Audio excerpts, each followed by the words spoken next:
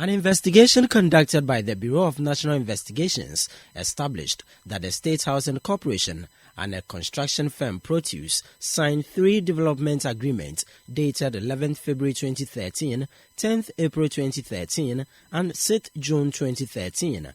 The agreement stated that the State Housing Corporation shall provide land situated at the Dry Pond area at Adentan Estate, Accra, for the construction of residential dwellings as its equity per market value at the land, whilst Proteus, the developer, will raise finance, develop and sell the unit to execute the works on behalf of the State Housing Corporation.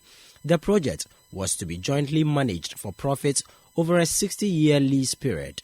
Investigation revealed that the said land at Adentan was not valued to merit the terms of the agreement. Contrary to the agreement, it came to light that Proteus could not raise the funds and thus relied on State Housing Corporation to guarantee loans for it before it could execute the project.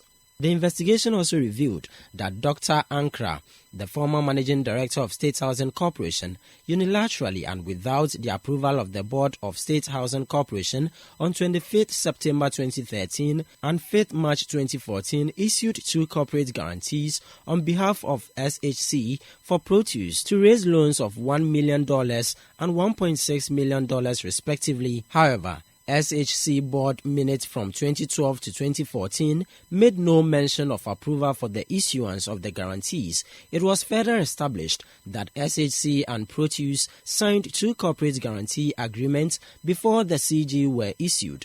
It was agreed that $1 million will be used for the development of 28 housing units, whilst the $1.6 million caters for 32 units of the Adentan Little London project.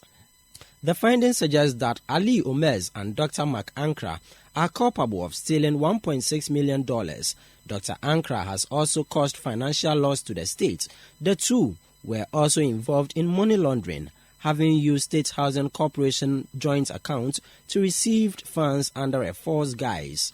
During a visit to the Little London project site by the Works and Housing Committee of Parliament, the Managing Director of the State Housing Corporation, Kwabena Apia, provided details on the transaction. State Housing went into a contract with the developer to produce these buildings. They were supposed to fund it and then complete it.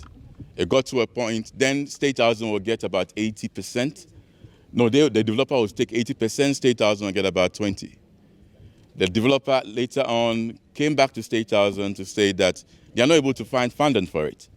So State Housing used our company as a guarantee for a loan for them to build.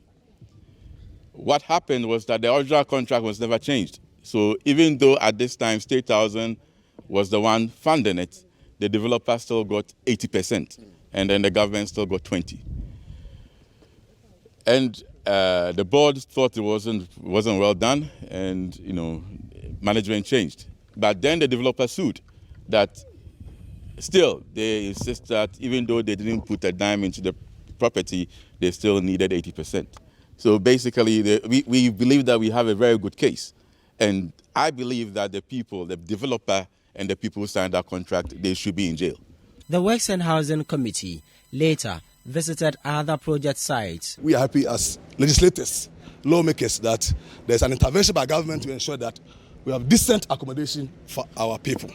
We are all aware that the housing deficit is still in excess of about 2 million. Yes, we have a huge challenge as a country, a huge challenge to provide accommodation for our people. But when you see some of these interventions, at least we are a bit comforted because we see it as we have a future for this country.